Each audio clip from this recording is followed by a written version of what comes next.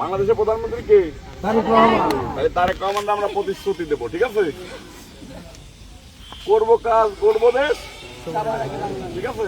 আর একটা হলো তারেক রহমান কথা দিলাম, দেশ গড়ায় অংশ নিলাম, ঠিক আছে?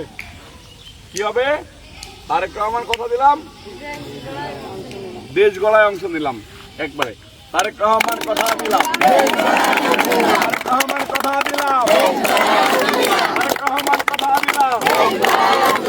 করবো কাজ, করবো দেশ, করবো কাজ, করবো দেশ, করবো কাজ, করবো দেশ, করবো কাজ, করবো দেশ, করবো কাজ, করবো দেশ, করবো কাজ, করবো দেশ, করবো কাজ, করবো দেশ।